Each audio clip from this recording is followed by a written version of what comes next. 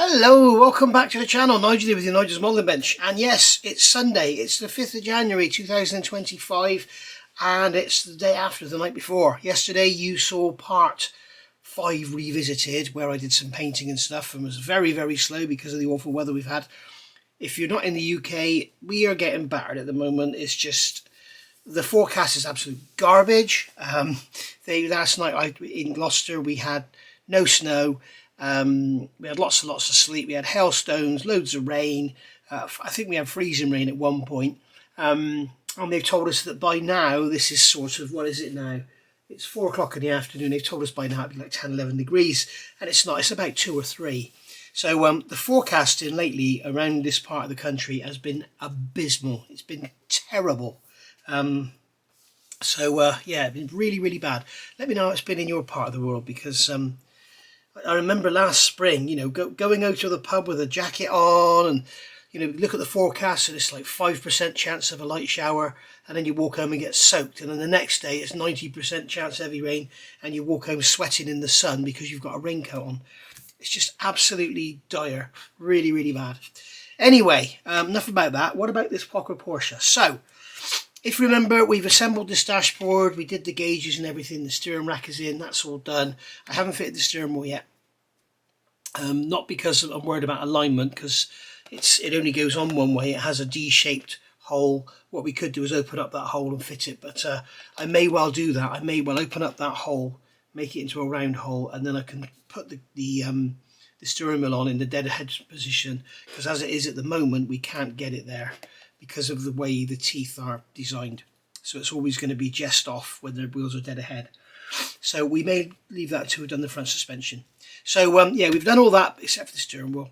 We've done this. We've got these side pieces here, which I've now painted up. We've got these frames inside. Quite why they're in there, I do not know. They're never going to be seen, but nice that they're there. Got some detail painting to do on there. Just paint that that lever, whatever it is, going to paint that silver. We've got the other side here. Again, that's painted in the repainted in the grey. The only reason I've repainted it, I was quite happy with the colour that Pocher have used. The only reason I painted it is because on the floor there were lots of large ejector pin marks all around the place, and we also had this panel. You can see underneath there's a panel in the floor, and I wanted to blend that out and fill it and everything, so that's what I've done. I've blended it out and got it all nice and smooth. So we've got this painted now. It's LP12. It's Cure Arsenal. It's the Yamato grey, which is probably a touch too dark, but having said that, I've looked at different reference pictures and I'm seeing different shades of grey on all of them, probably because some are restored and some aren't or whatever, but I'm happy with this colour grey and I'm going to stick with it. So that's that. Right, oh, the other thing I've got to do is detail paint these pivots in for the front wishbones. I'm going to paint those in black, because obviously this grey was a paint they put on the inside of the fiberglass. I'm not even sure this area here would have been grey, but I didn't want to leave it in that light grey. So I think this might have been the colour of the car, perhaps. I'm not sure. But anyway, so that's that. It's done. It is what it is. But I want to paint these pivots and also that one on there, because they represent the chassis. They're part of the chassis. You also remember we had these two vertical tubes here, DC8 and DC4. They're here. They had ejector pin marks, unfortunately, on the side that you see. So I've filled them and sanded them out. And also they were silver and they should be black. Part of the space frame.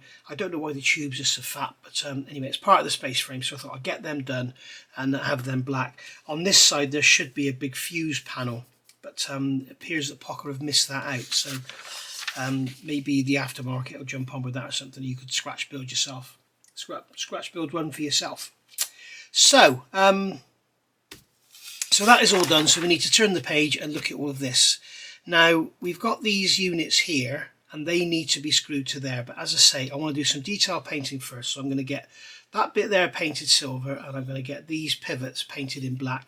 I'll use the Viejo Model Air black for the painting of the black pivots. And I will use Viejo Model Air, Viejo you should say, for the for that little lever there. The reason I use these, they are beautiful. They're awful for airbrushing, but they are beautiful for brush painting. And all you do is get an old Tamiya jar or anything and just decant a bit onto there and then paint with it. Job done. Okay, so I'm going to get that done now, and then I'll come back when it's done and those bits and pieces are dry. Also, if you are doing this, always do the black first, okay? Because then you can just clean the brush out in the water, wipe it off, and then go to the silver. If you use the silver first, I can guarantee you'll get silver paint in the black and it'll look horrible. So I'll see you in a second. Okay, so painting's done. There's the little lever there on the side. So as you can see, the mounting bracket has now disappeared because it's no longer silver and it doesn't have a big gap around it.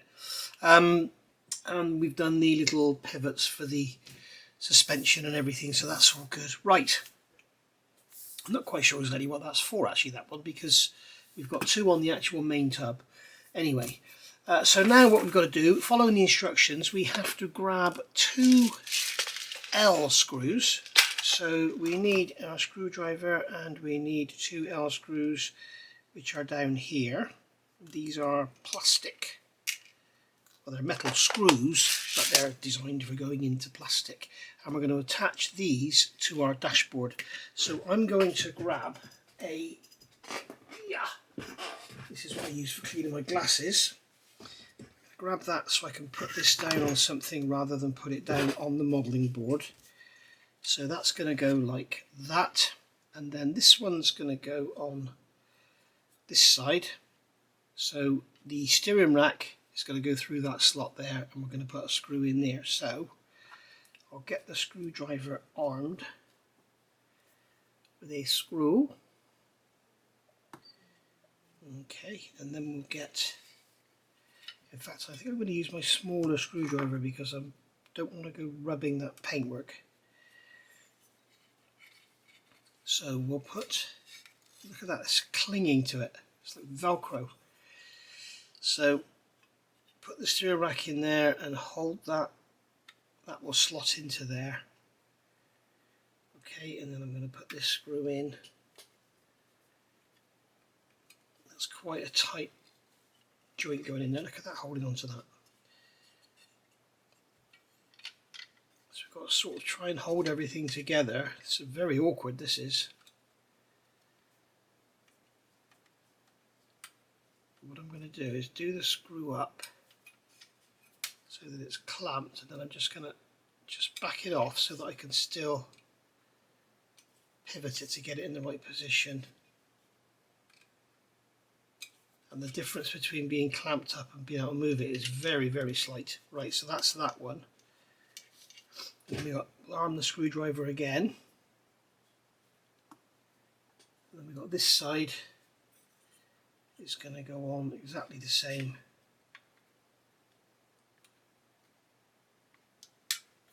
It's got a location in there. We'll get the screw down in. That's going in a lot easier, that one. The hole must be slightly bigger, so we can still pivot that, but it's got the dashboard's not going to rattle around, but we can adjust these to suit. I'm going to centralise that steering rack.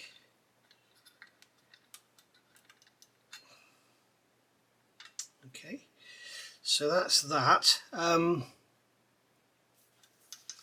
then the next step of the instructions, in fact I'm going to tighten those screws up a touch more.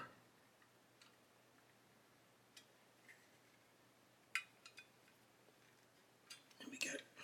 I think this is all going to be quite awkward to fit because we've got to get we've got to get those two legs in there going in, we've got those two pins in there, we've got these two up the front here, we've got to go on, and then we're also going to have these legs down on the bottom of here to go in. So now we've got to fit those. We've got DC4 and DC8. So once again, I'm going to use something different. I'm going to use my wet wipes, which I have here for Dottie, for cleaning when she needs cleaning. I don't use them myself, but that's just to keep it off the mat, that's all. So these pieces here are going to basically glue into the chassis underneath the dashboard there, but as you can see they're going to be very, very difficult to attach. Now I'm tempted, I've got a new bottle of the VMS black thin. My last bottle finally ran out. It lasted me over 400 days. In fact, I need to give this a shake because it's settled. It lasted over 400 days, which basically works out. I know you're probably thinking this super glue is quite expensive. It lasts for a very, very long time. And when I say that, I mean it lasts for a long time because it lasts for a long time, but also it has a very good shelf life. Most super glues, sort of 6 months is pretty much it. But yeah, I could tell that black thin was going off because it was starting to take an age to dry, which is one of the first signs. But so I'm going to hold that in position. Is it going to bite? I don't think it is. Yeah, so the actual shelf life of the VMS stuff is very, very good. In fact, I've got some tape here. I think what I might do, I need a longer piece. What I might do is tape this to there, and that should help to hold it in position while the glue dries. And then hopefully, because it's flexible, we'll have enough flex to be able to move them around, but it's going to be quite awkward to fit. And the problem is if you fit it into the floor and then try and put the dashboard down on top, it's quite awkward to see what you're doing. I'm going to get myself armed with a piece of tape off the side of the bench. See if I can find a longer piece. Oh, come here. Oh, all I've got is these tiny little bits. Let's get a new piece. Oh, Mr. Prepared as usual. Right.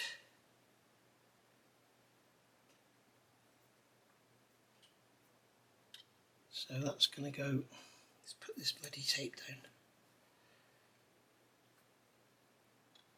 So that's going to go into there and that's going to go into there.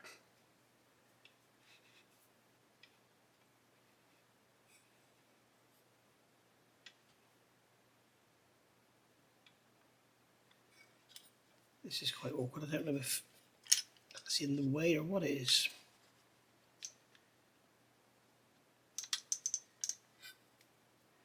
It's got no glue on it, that's the problem.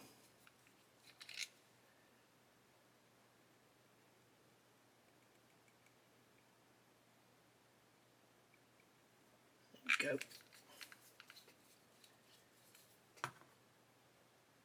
So hopefully now I can fit that in there. That one up in there and bring it around, and then I can tape this. All I want to do is hold it vertically in position. Oh, come on!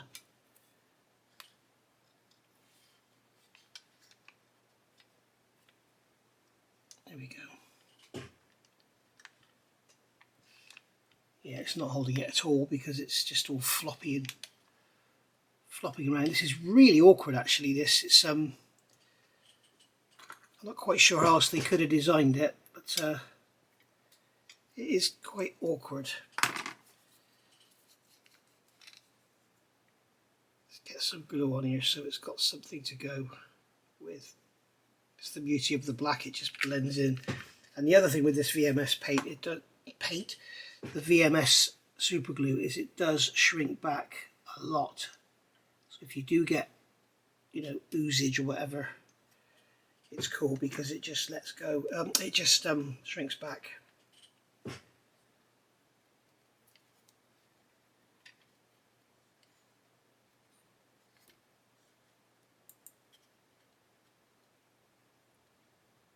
So I've got it taped to this piece of metal, and the piece of metal is just flopping around. It's an absolute and utter waste of time, to be honest with you. What I need is a new piece of tape. Try and get this off and hold that in position at the same time. Yes, I'm leaving the camera going because if you're building one of these, you might want to take a tip. And then what I'm going to do, oh, get off my bloody finger. What I'm going to do is pivot this out of the way. I'm going to try and get,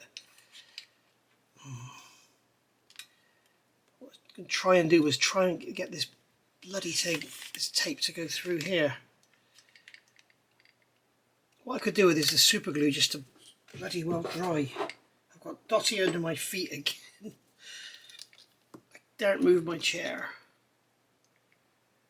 Right, I'm going to put some accelerator there and hopefully it'll just kick it and get it going.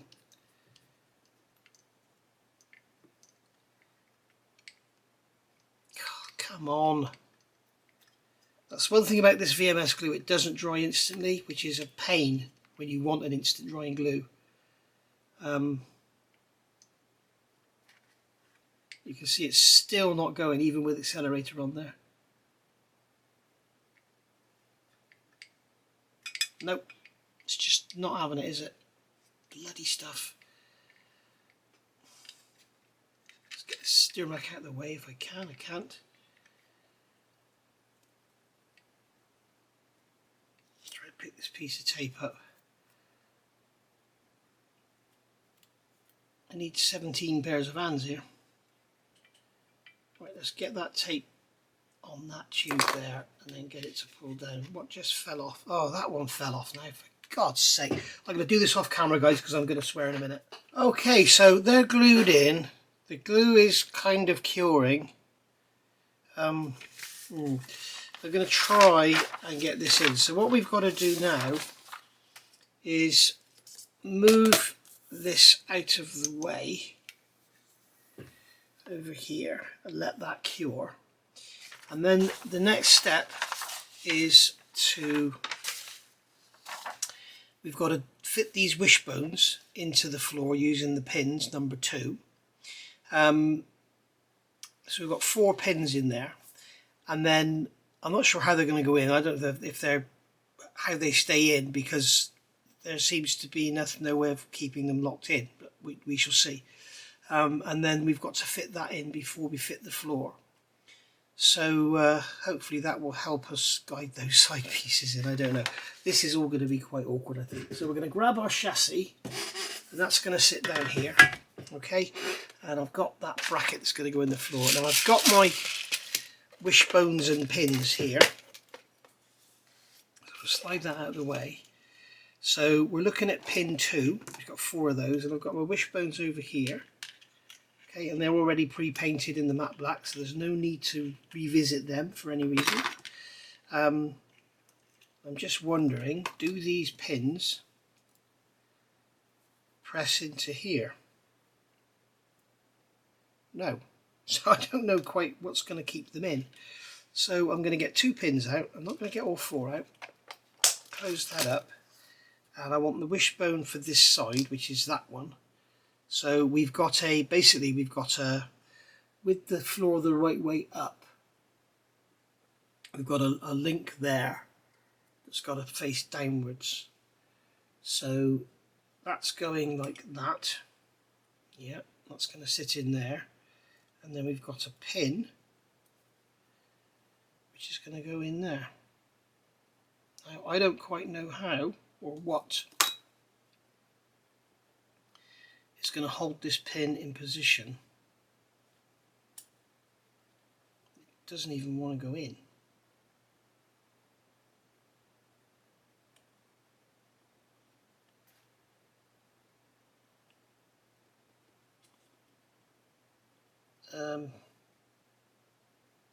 This is a bit awkward.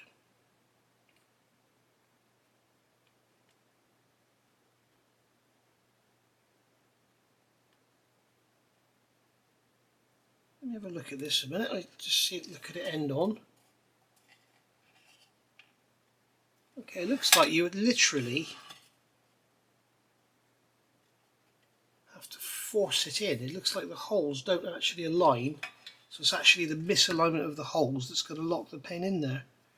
So perhaps we grab our little hammer again that we used before, if you remember, on that steering column. We've got our little hammer here, so I'm going to grab a pin,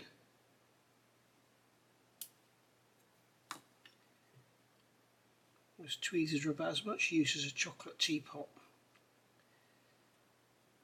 I'm sort of wondering if I can just tap this pin in.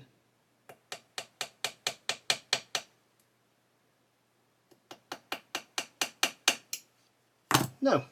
Let me have a look at how this goes together and then I'll come back rather than you watch me experiment. Right, so I shall attempt to show you how I did this. So basically the wishbone goes in like that, obviously. But if you put it vertical, the pins seem to go in easier. Now, the front one is obviously a lot easier to put in than the back one. But when you've got the front one in, it holds the wishbone in position. So that's the beauty of it. And if I can get it to just line up, just get it to press in. The trouble is now I'm working on the wrong side. I should have done this side off camera and done that side on camera because I'm not ambidextrous, particularly with tools, especially with hammers. So what I'm going to try and do is I'll try and press this in. But just get that pin to start to go in and then it will stay there. But it's I must admit, guys, it's not the best. I wish they'd put more of a lead on the end of the pin, a chamfer, then it would go together easily. But what they're doing is relying on the mismatch of the holes, I think, to give us the friction to hold the pin in. It's just falling apart. Look, you see, the pin is like a prick in a top hat without the wishbone in there, and it's like a prick in the top hat on the wishbone. But the misalignment is what's giving it the friction to make it stay in. But it's just not. There we go, I got it to bite. So we just tap that one in, just like so, or you could just squeeze it in with the tweezers. Then this side, because what's happened, you see, that's holding that one in, that's why it's easier to do the front one first. Now this side, what I'm going to do is come in again on the angle, and that's actually gone in very easily.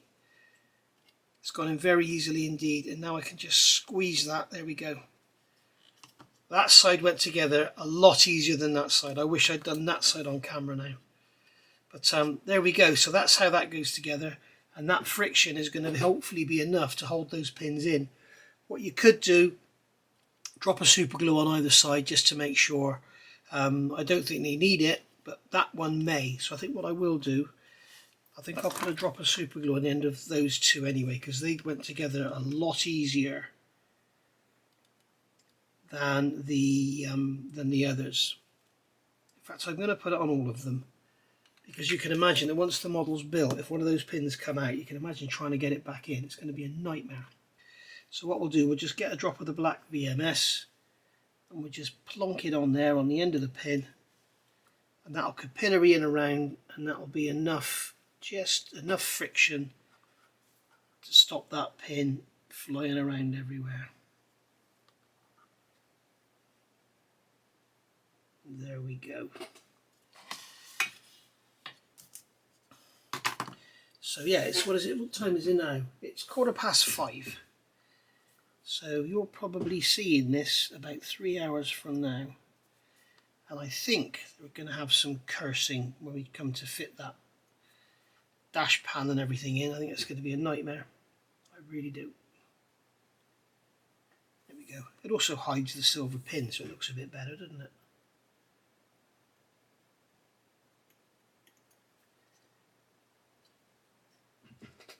There we are. Job done. Right. So I'm going to put my hammer away. And there we go. So now we're into normal assembly territory again. Right. So this panel here, this piece here, which way is it going? It's got holes here which face up. Okay, so make sure you've got those holes facing up. And once again, they've got the ejector pin marks on the upside, which is so unfortunate. Why didn't they put them on the bottom? I don't understand what these people are thinking, but I suppose they needed to push it off of those pins, didn't they? But I think the seat's going to cover that anyway, so I'm not going to worry about that too much. But I hate to build models with ejector pin marks in them. So that's just going to go down there like that. That's going to sit over there. That fits beautifully. And I'm sure the driver's seat is going to cover those holes.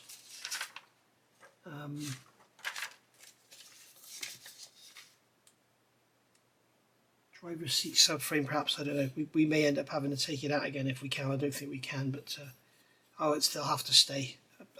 Life's too short. I can't keep going backwards and forwards with this thing. Okay, so we've got to fit this, and we have 4 M screws to fit this. So we'll grab our screwdriver and we'll grab M screws. So these have got the big washer on them. And these holes have been previously tapped, and because this doesn't do anything, it's just literally there for show. I'm not going to worry about pulling down evenly and not pulling down to start with and everything. That's the wrong hole, Nige. There we go. Yeah, I don't think I'll be able to get to these front screws once the dashboard's in, so taking this out again to fill those ejector pin marks will be difficult indeed. What I'll try and do in future is check, like at the end of this show, check what's coming next to make sure, so that I don't have to keep stopping, because that's what makes the videos so difficult, so slow, is I come along, I find a piece and then realise that I need to rework it.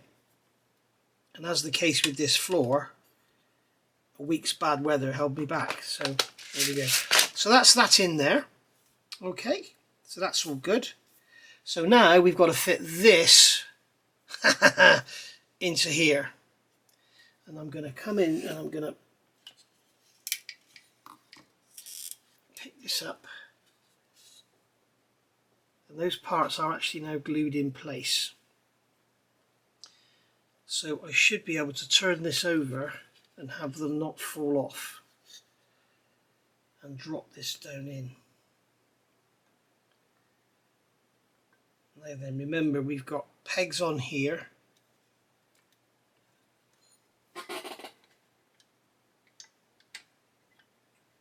We've got the holes in that bracket there. So we've got these pieces here that I've painted black have got to go into holes in the floor. Okay. They've got to sit outside of that subframe piece I've just fitted. We've got screw holes down in here, which have to line up. And we've got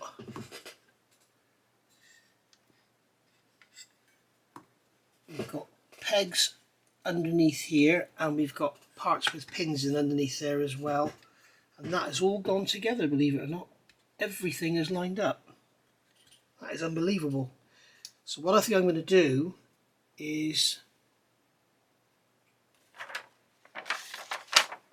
I was hoping to put some screws down through here first, but it looks like we're not doing that yet. That's unfortunate. What we've got is F screws going up underneath. So we've got 4 F screws which are going to go up into these 4 holes under here. Oh look, I've chipped the paint on there. Oh, bloody hell. Arrgh.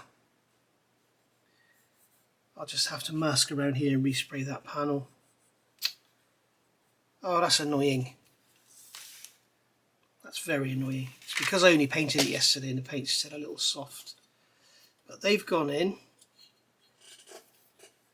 They're in their holes in the floor.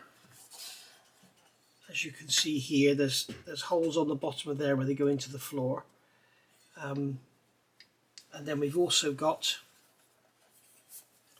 down in here, you can't see them at all now, but we've got those black brackets underneath there that have to go in. But what we need to do now is screw this together from underneath, and you've seen how it all just doesn't want to stay together. So we need 4 F screws.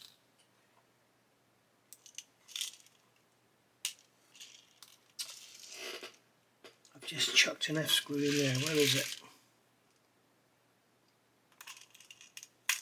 Get off. There it is. Right.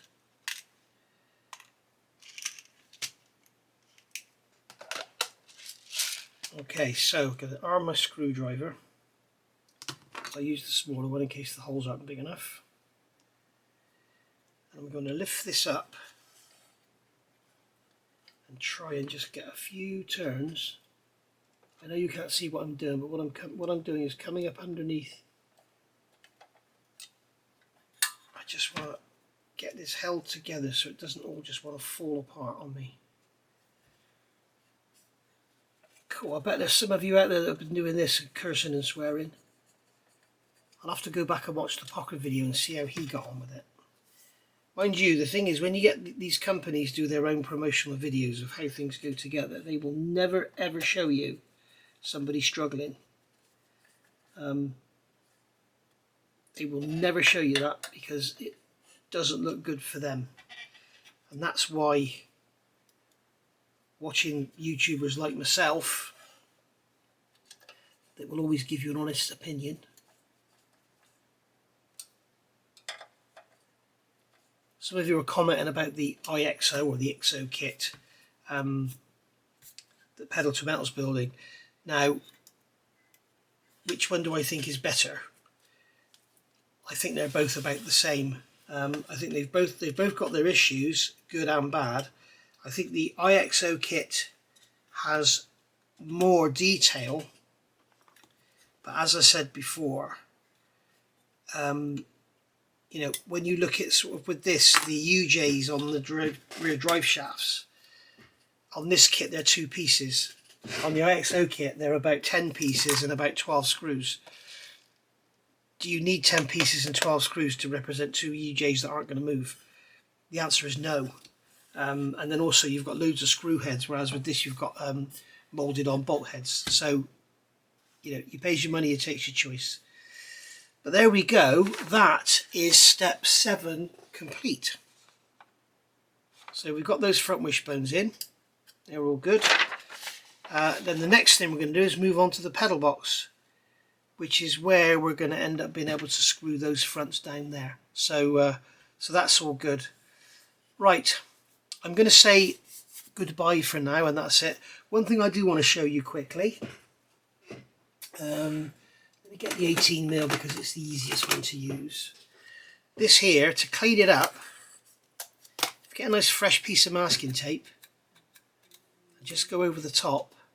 It removes all the bits and pieces and dust and everything that gets stuck into it. As you can see, it's picking up lots and lots of bits and pieces and cleaning it up. So there we go. And what we'll do when we finally come to put the windscreen in, we'll do that once again. I've actually got a proper suede brush, but that might be a bit too aggressive. See, as soon as you touch it, the dust goes into it. So we'll have to get it properly cleaned and then cover it up with something. Get this steering rack centered. There we go. The screw's going to go through there, but the screws don't thread into this. They screw into the links that are going in. So I'm not exactly sure. That's probably a shock absorber mount, isn't it? Front shock absorber mount, that's what that is. But there we go. So there's our wishbones done. Dashboard in, space frame in, all looking good. So there we are. I think if you want to build a really nice 917, go and see if you can find the MFH kit in 1/12 scale. But boy oh boy is that a handful to put together. It really is. It's like it's got a proper space frame and it's all got to be soldered together and everything. So it's not for the faint-hearted. The other thing is, I'd like to say, somebody commented on one of my videos on this Porsche. This is nothing but a glorified toy, and anything that screws together is not a model. Let's face it, everything we do is a toy. They're all toys, they're all plastic toys, whether they be plastic, metal or whatever. And if you think that screwing kits together turns them into toys and not models, I suggest you go and look at MFH. I have commented, I replied to the guy with a comment to that effect. But there we go. So I'm really annoyed that I've scratched that paint now. I don't know how I've done that, but it'll be on video. So next is going to be the pedal box. So what I'll do in the meantime, I'll go and check to see if this needs repainting or it's got ejector pin marks or whatever. and we'll go from there. And then I won't be waiting a week for weather or whatever. All right, we got another code spell coming in apparently. So, but this was the main thing, was getting this bit all etched and primed and everything. So that's been the main part, but I need to touch that in there, and I will do that before the next video. Thank you for watching. I will see you all soon. In fact, I might not do it before the next video because there's other bits going to get chipped and scratched, isn't there? I'll see you soon. Thank you for watching. Bye for now.